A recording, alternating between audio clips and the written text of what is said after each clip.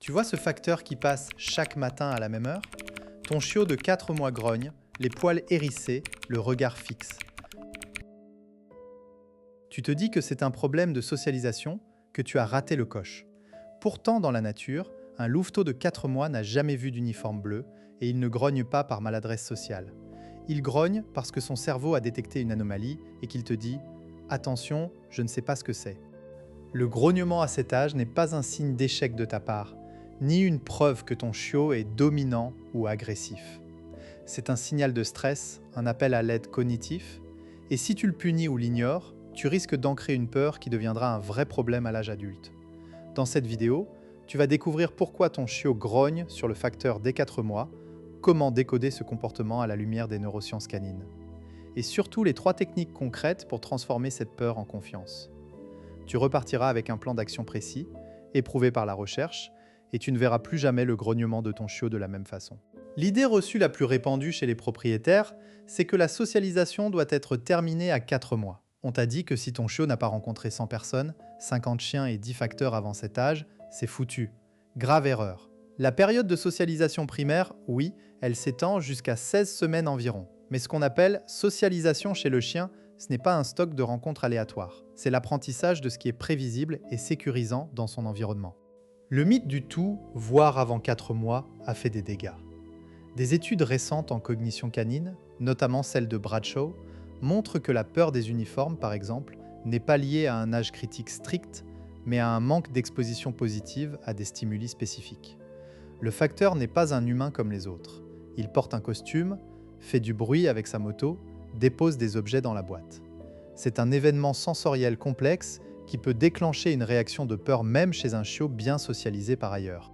Ce que tu ignores, c'est que le grognement de ton chiot est en réalité un mécanisme de survie archaïque. Selon les travaux de Patricia McConnell sur la communication canine, le grognement est un signal d'intention. Le chien te dit « Je suis mal à l'aise, je vais me défendre si ça continue ». Ce n'est pas un choix, c'est un réflexe hormonal. La peur active l'amygdale, libère du cortisol et de l'adrénaline.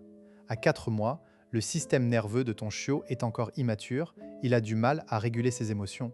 Le grognement, c'est son seul moyen de dire stop. Bradshaw, dans son livre Dog Sense, explique que la peur des stimuli inhabituels, comme les uniformes, est innée chez le chien. Les chiots naissent avec une prédisposition à se méfier de tout ce qui est nouveau. C'est un avantage évolutif. Dans la nature, un louveteau qui ne craint pas un objet inconnu se fait tuer. Donc ton chiot n'est pas anormal, il est normal. Trop normal. La solution n'est pas de l'exposer de force au facteur jusqu'à ce qu'il s'habitue, mais de modifier son interprétation cognitive de l'événement. Prenons un exemple concret. Je vais te parler de Léa, 34 ans, assistante dentaire à Lyon. Elle a adopté un beagle nommé Pistache à 8 semaines. Très tôt, elle a tout fait bien. Promenades variées, rencontres avec des amis, sorties en ville. Pourtant, à 4 mois, Pistache a commencé à grogner sur le facteur. Léa était dévastée. J'ai fait tout ce qu'il fallait et il devient agressif.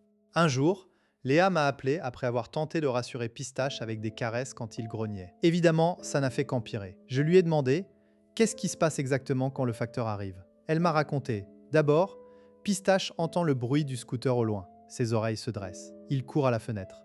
Le facteur s'arrête, descend, fouille dans sa sacoche. Pistache se fige. Le facteur s'approche de la boîte aux lettres. Pistache grogne, le poil hérissé. Quand le facteur repart, Pistache aboie en tirant vers la porte.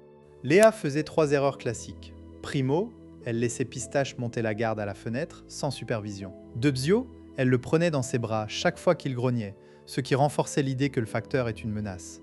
Tertio, elle n'avait jamais associé le facteur à quelque chose de positif. Résultat, le facteur était devenu un signal prédictif de peur et de récompense involontaire. L'attention de Léa.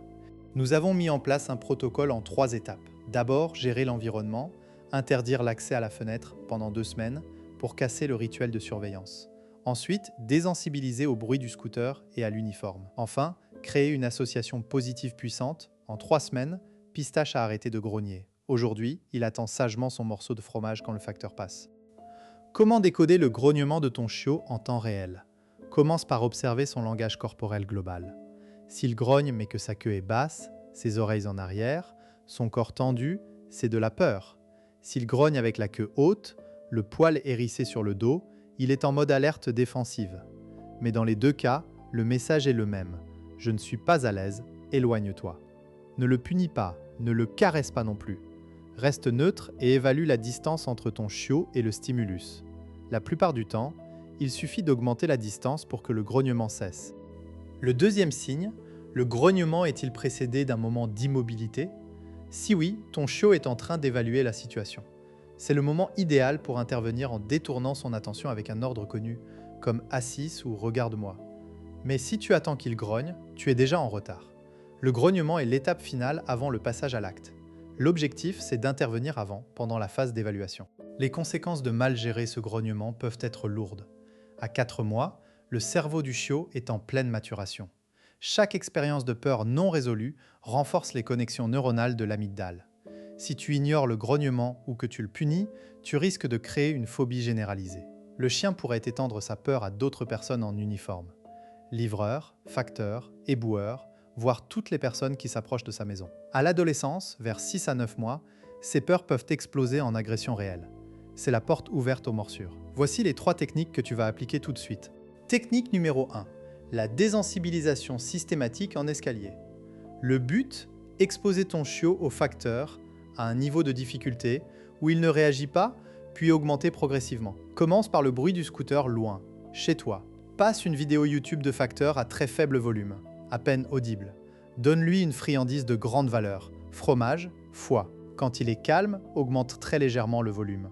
Puis progressivement, rapproche-toi de la fenêtre. Travaille par palier de 3 jours.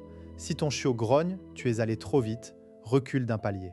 Reste à chaque étape jusqu'à ce qu'il ne montre aucun signe de stress. Pas de halètement, pas de bâillement, pas de grognement. Exemple, première semaine, vidéo à 10% du volume, friandise dès qu'il regarde l'écran. Deuxième semaine, 20%, etc. Au bout d'un mois, tu peux passer à la vraie exposition contrôlée. Technique numéro 2, le conditionnement classique avec la boîte aux lettres. Le but, associer l'arrivée du facteur à une récompense délivrée avant qu'il ne réagisse. Pour cela, tu dois anticiper. Observe les horaires du facteur chez toi. 5 minutes avant son passage, sors une poignée de friandises spéciales. Au moment où le facteur s'approche, dis un mot-code comme « facteur » d'une voix joyeuse et distribue les friandises en pluie.